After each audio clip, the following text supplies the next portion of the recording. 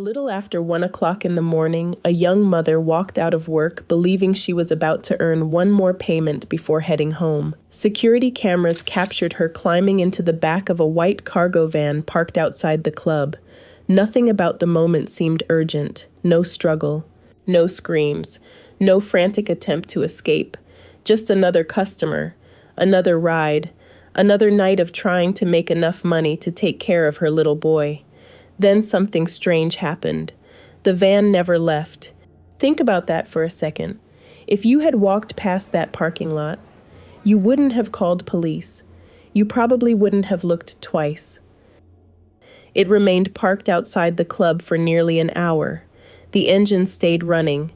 The lights stayed off. People walked past. Employees finished their shifts. Traffic came and went. Yet inside that motionless van, something was unfolding that nobody outside could see. When the vehicle finally pulled away, the woman inside would never be seen alive again.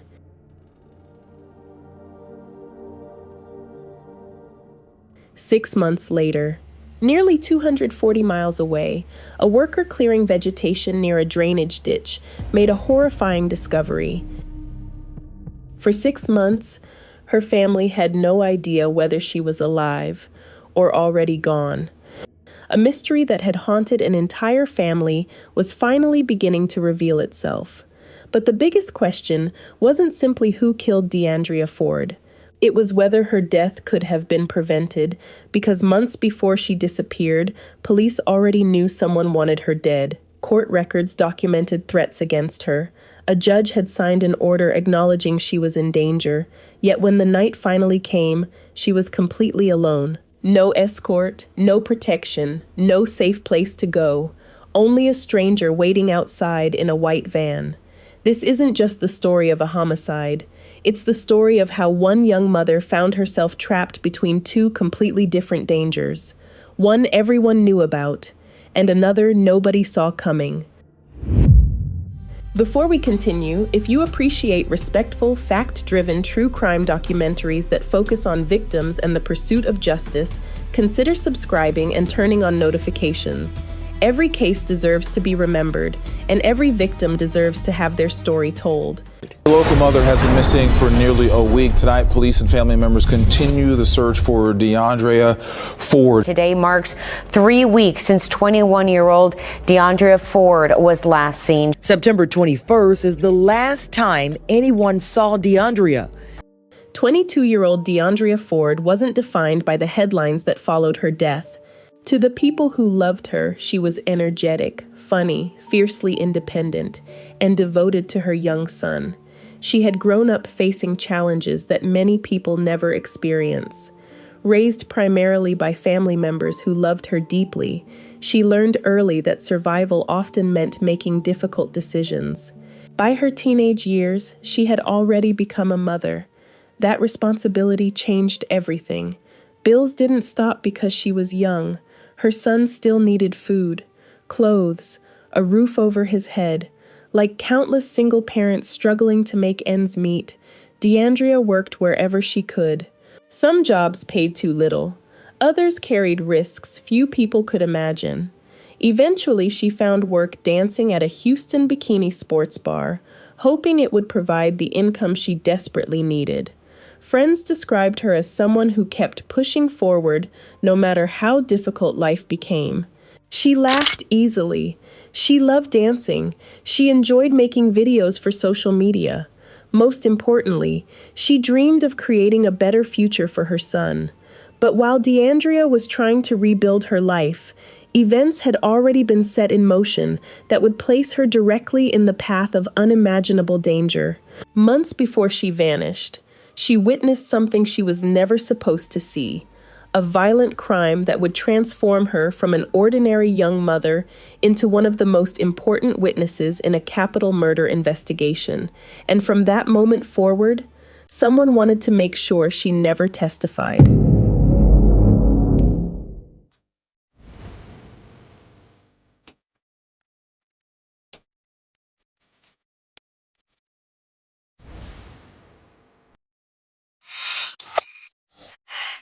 Long before Deandrea Ford climbed into that white cargo van, another act of violence had already changed the course of her life.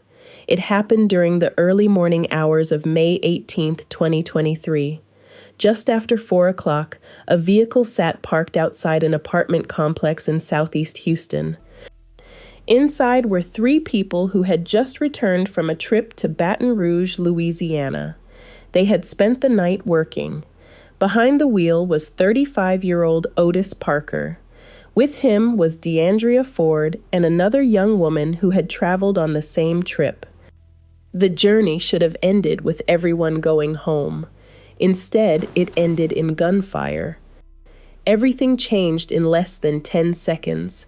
Without warning, multiple shots rang out. Within seconds, Otis Parker had been fatally wounded inside the driver's seat. The attack wasn't random.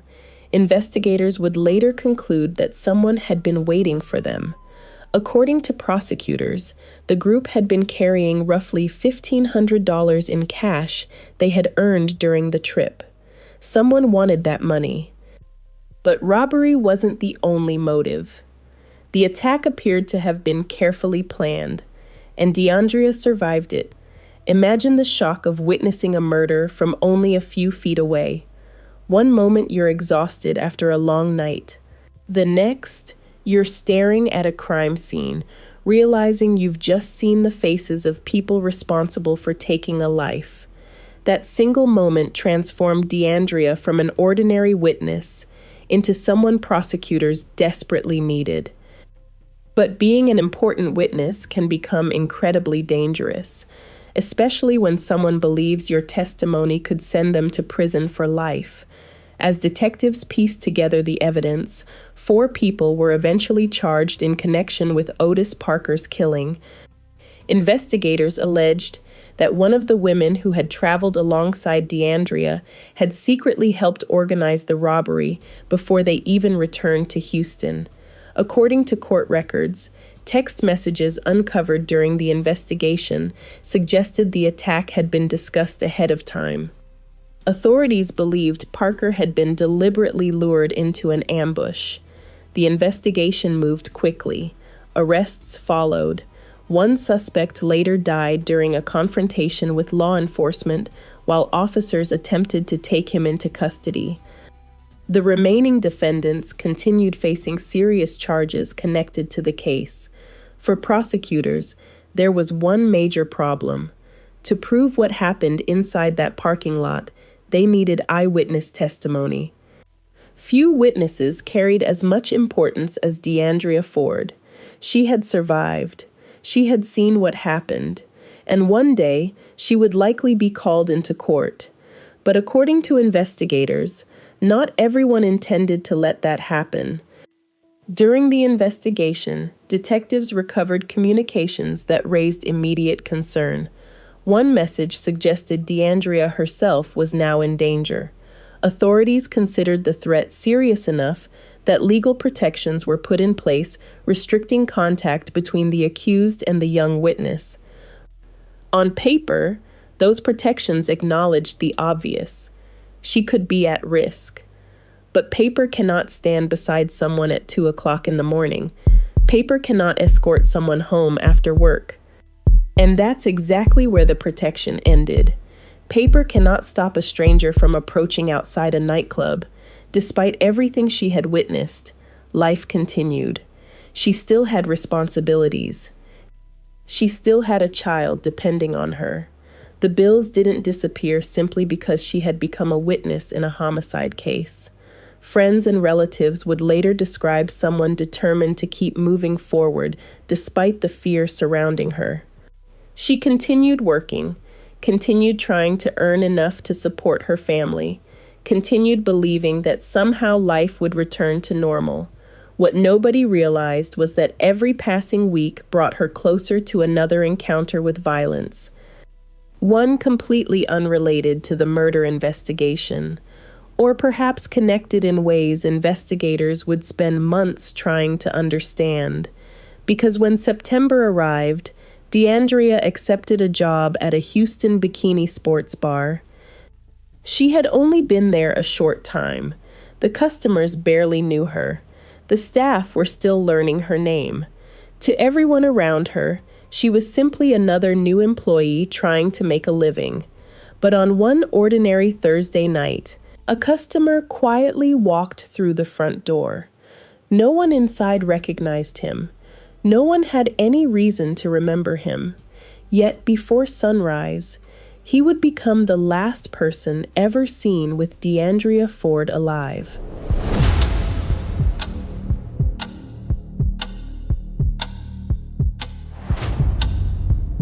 Now we arrive on that very night. Deandrea Ford had only been working at the Houston Bikini Sports Bar for a couple of weeks. She was still getting used to the routines, the regular customers, the late-night schedule. To everyone around her, it seemed like another ordinary shift.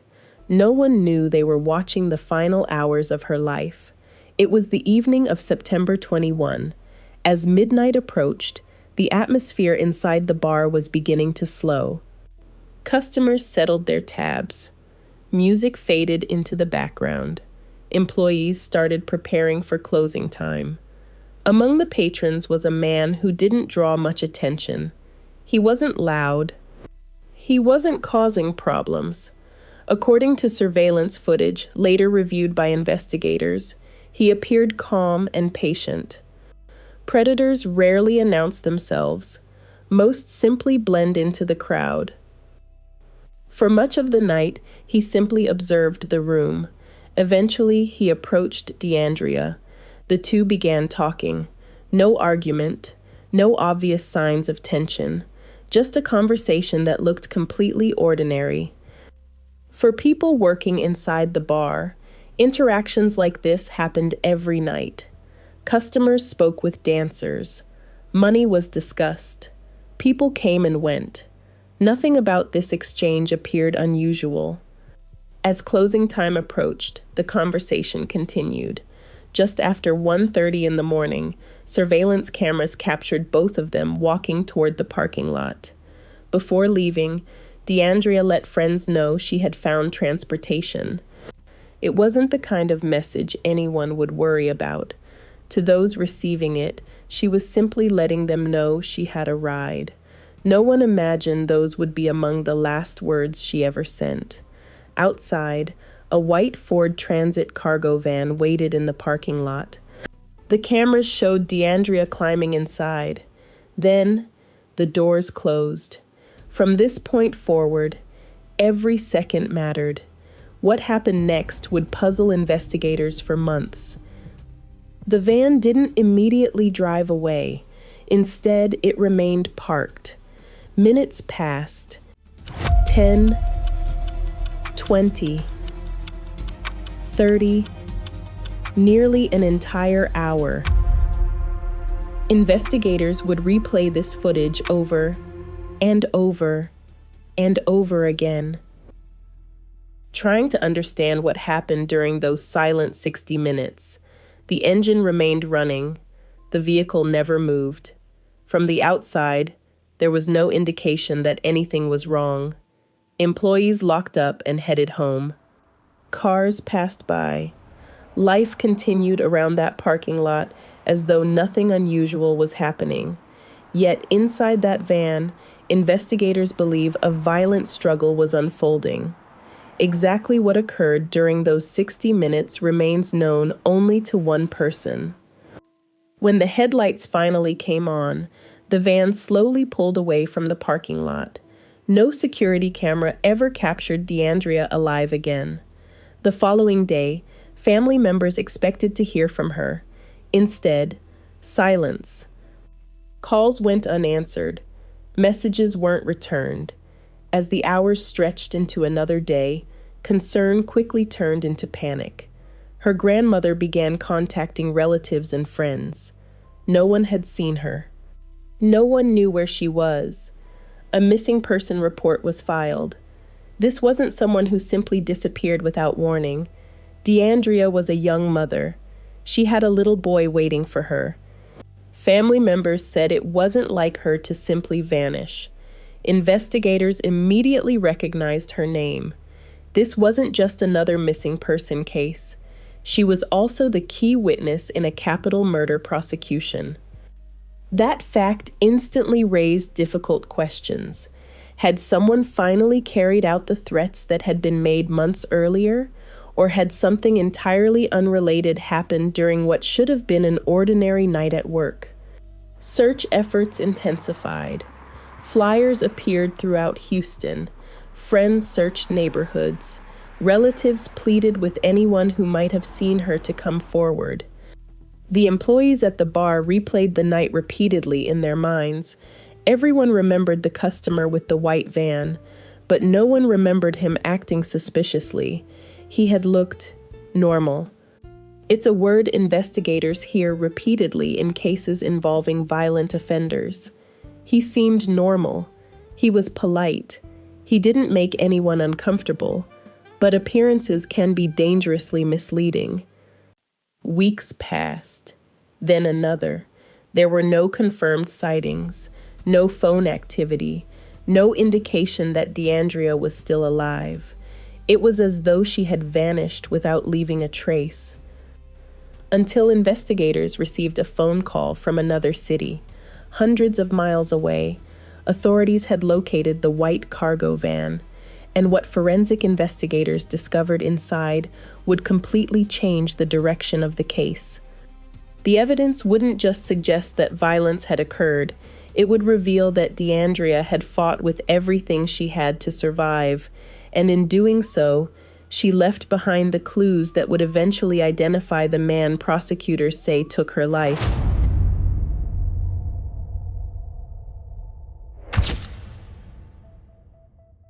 The white van had become the center of the investigation. If Deandrea's disappearance could be solved, the answers were inside it.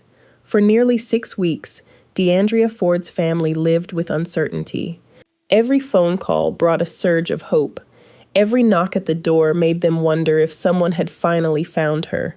But as the days turned into weeks, hope slowly gave way to dread. Then, investigators made a breakthrough. The white Ford Transit van, the same one surveillance cameras had captured outside the bar, had been located in the Dallas area, nearly 240 miles from Houston. It was the first major break in the investigation. Crime scene investigators immediately secured the vehicle. At first glance, the inside appeared almost ordinary. Nothing immediately suggested the violence detectives suspected had taken place. But experienced investigators know that crime scenes don't always tell their story with the naked eye. Sometimes, you have to make the invisible visible. Within minutes, the van began revealing secrets someone had desperately tried to hide. Using forensic techniques designed to reveal blood that has been cleaned or wiped away, investigators began processing the cargo area. Almost immediately, hidden stains began to appear. The rear of the van revealed multiple areas where blood had been present.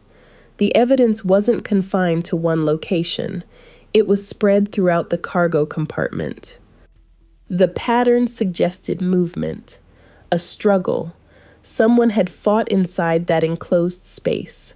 Investigators carefully documented every stain, every fingerprint, every fiber, knowing the smallest detail could become crucial later in court. Several items were collected for DNA testing. Among them was clothing recovered from inside the vehicle. Those laboratory results would become some of the most powerful evidence in the entire case. The DNA confirmed that Deandrea had been inside the van. But the testing revealed something investigators hadn't expected. On multiple items, forensic scientists found DNA belonging to 2 different people, Deandrea's and the man believed to have driven the van. Their blood had mixed together. That one discovery completely changed the investigation. According to prosecutors, that finding strongly suggested physical contact during a violent confrontation. This wasn't simply evidence that she had been inside the vehicle. It suggested she had fought back. Hard. Investigators believe she resisted with everything she had. Inside that confined cargo area, Deandrea appears to have struggled desperately to survive. For her family, that realization was heartbreaking, yet there was another way to look at it. By fighting back, she left behind evidence her attacker couldn't erase, evidence that would eventually help identify him. Fingerprints recovered from the vehicle were submitted for comparison. Within hours, detectives had a name. The registered owner of the van was a 51-year-old man named Yolande Washington. At first, investigators knew very little beyond his identity, but as they began examining his criminal history, a disturbing picture emerged. This was not someone unfamiliar with violence. According to court records, Washington had spent decades cycling through the criminal justice system. His history stretched back many years and included allegations involving violent crimes against women. Prosecutors would later argue that his methods followed a recognizable pattern: women working late at night, women who were vulnerable, women who could be isolated from others. To investigators, those similarities immediately stood out. Detectives soon located Washington and brought him in for questioning. The interview began calmly. He acknowledged meeting Deandrea. He admitted giving her a ride. But then, his story began colliding with the evidence. But according to investigators, he insisted she had gotten out of the van alive a short time later. That explanation immediately raised new questions. If she had simply left the vehicle, why was her blood inside the cargo area? Why had the van remained parked outside the bar for nearly an hour? And why had she never contacted another family member or friend again?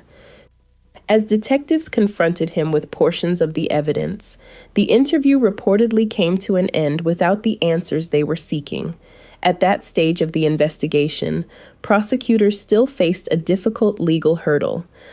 Although the forensic evidence was compelling, Deandrea had not yet been found. Without additional evidence establishing exactly what had happened after she entered the van, investigators believed they needed more before filing murder charges. Washington was released while the investigation continued. News of that decision devastated Deandrea's family. They knew investigators believed he was the last person to see her alive. They knew evidence connected her to his vehicle. Yet the man at the center of the investigation walked out of custody. For her loved ones, it felt unimaginable. Public frustration quickly grew. Family members spoke openly, asking how someone connected to such significant forensic evidence could simply leave while their daughter, granddaughter, and mother remained missing. After all of the information that was turned over by myself from the initial point of making, the report of her missing, all of the groundwork that I did, everything that they received, I turned all that over in an orderly fashion. I withheld nothing. As I got new information, I fed that information to them. Now, believe it or not, it seems that I cannot get that same respect. I understand that they have to actually look into leads first, and they have to cancel out leads, but it's just communicating that, hey, such and such is going on. Okay, well, this didn't pan out, but we're looking into this now. It's what I was doing. Behind the scenes, however, investigators weren't finished. Laboratories continued analyzing every piece of evidence. Digital specialists examined phones and electronic records. Detectives retraced Washington's movements across Texas. Each new discovery brought them one step closer to understanding what happened during that silent hour inside the white cargo van. And before long, the forensic evidence would become so overwhelming that prosecutors believed they finally had enough to charge him with murder. But one painful question still remained unanswered. Where was Deandrea Ford? Her family couldn't hold a funeral. Her young son had no place to visit his mother. For months, they were trapped between hope and heartbreak, waiting for the phone call they both feared and desperately needed. He don't know. I haven't said anything to him. But eventually, if it keeps on and we don't get no word, I'm gonna have to end up telling him.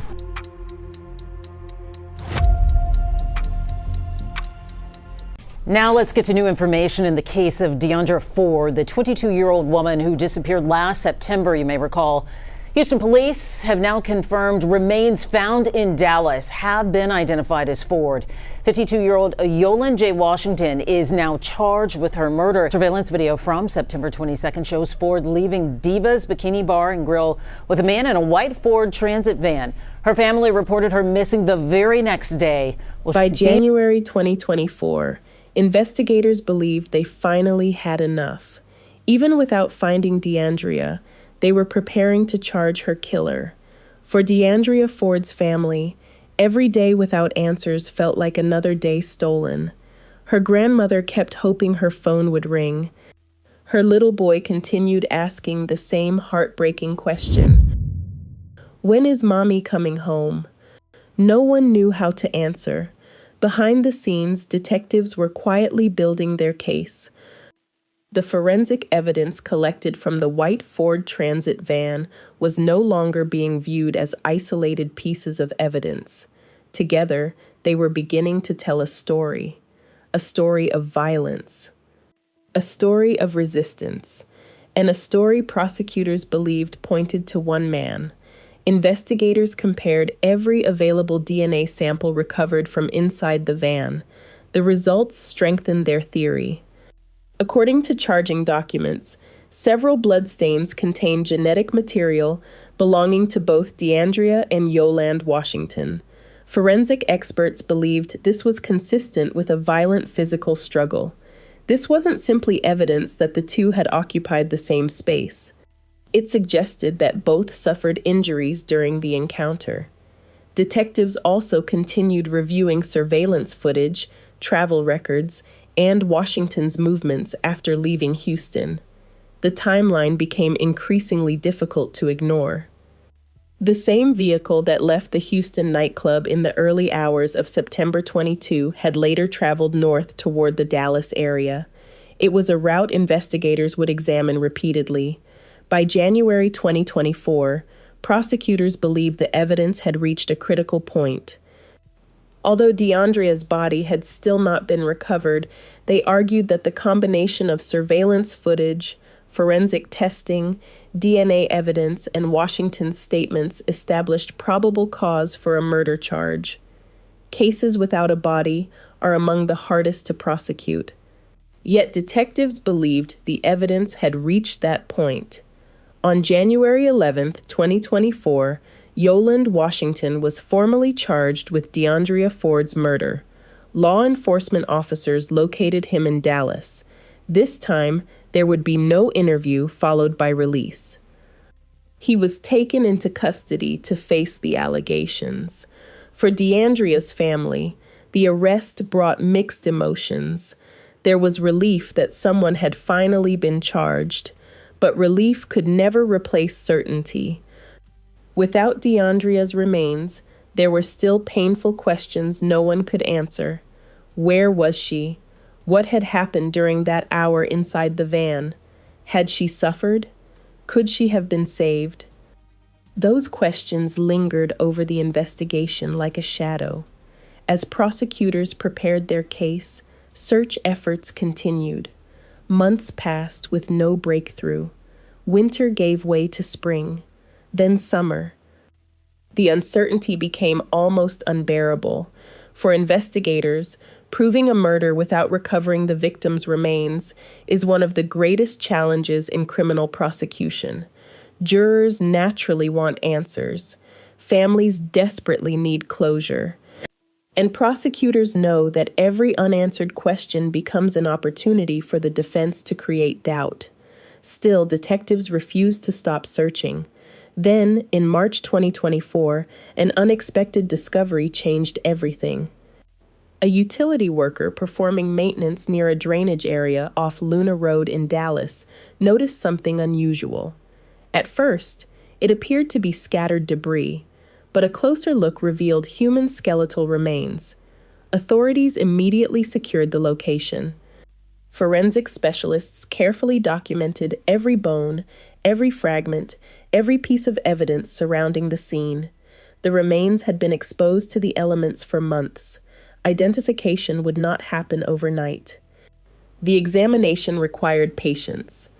Experts collected DNA from the remains and compared it to samples voluntarily provided by Deandrea's family. Weeks turned into months as laboratory scientists worked through the difficult process. Finally, the results came back. The remains belonged to Deandrea Ford. For nearly 6 months, she had been lying in a remote drainage area approximately 240 miles from the place where she had last been seen alive. The discovery shattered her family. Even though they had feared the worst for months, confirmation brought a different kind of pain. Hope had finally ended. Now came grief. Her grandmother later spoke about finally being able to bring Deandrea home, not in the way anyone had prayed for, but at least with the opportunity to lay her to rest with dignity. For her young son, however, the loss was almost impossible to understand. He was simply too young to comprehend why his mother never came back. Investigators now returned to their case with renewed determination. Finding Deandrea's remains strengthened the prosecution's position considerably. The evidence no longer pointed only to a disappearance. It now supported a homicide investigation backed by forensic science, surveillance evidence, and a growing body of circumstantial proof. Yet one question still divided investigators and the public alike. Why had Deandrea been killed? Was she targeted because she was scheduled to testify in another murder case? Or had she simply crossed paths with a violent predator who had spent decades hunting vulnerable women? The answer to that question could determine whether this tragedy was the result of a calculated conspiracy or a horrifying coincidence that placed one young mother in the path of a serial predator.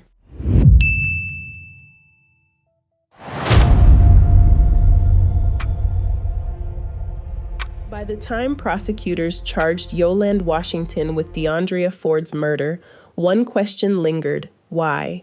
2 theories emerged. Deandrea had survived the shooting that killed Otis Parker and was a key witness in that capital murder case. She'd received threats serious enough to warrant legal protection, and she vanished before she could testify. Her family couldn't ignore the timing. Had someone silenced her by hiring it done, distancing the real suspects from the crime? Investigators pursued that angle hard. Phone records, financial records, known associates, anything linking Washington to the Parker defendants. But months of work turned up nothing. No calls, no payments, no confirmed relationship. Suspicion wasn't enough. Cases need evidence, not assumptions. That left the second theory, one prosecutors found far more disturbing. Washington had allegedly spent decades targeting vulnerable women, those working late, accepting rides from strangers, with little protection and few options. If that pattern held, Deandrea may not have been targeted as a witness at all. She may have simply crossed paths with a predator searching for any victim, random, catastrophic, unconnected to everything she feared. For months, she and her family worried about danger tied to the Parker case. The person who allegedly killed her may have known nothing about it. She wasn't killed for what she knew. She was killed for accepting a ride on the wrong night. Rather than build a case on motive, prosecutors leaned on what they could prove: surveillance footage, DNA evidence, timeline, forensics, what allegedly happened inside the white cargo van. Even without a link to the Parker case, Washington's history raised hard questions. The system had encountered him before, years and decades earlier. Could future victims have been spared? For Deandrea's family, none of that brings comfort. Nothing restores the future stolen from her, or gives her son his mother back. But if her story forces hard conversations, exposes gaps in the system, or helps even one person recognize danger, some good might come from tragedy. The case against Yolande Washington continues through the courts. He is presumed innocent unless proven guilty. Many questions may be answered by a jury. Others may never be, because the one person who knows what happened inside that van has never told the story. Deandrea was a daughter, a granddaughter, a young mother who dreamed of a better life for her son. Every victim deserves dignity. Every family deserves answers. If her story stayed with you, that's the point. Cases like this don't end when the headlines fade. They end when someone remembers. So subscribe, stay close, and let's keep telling the stories that deserve to be heard.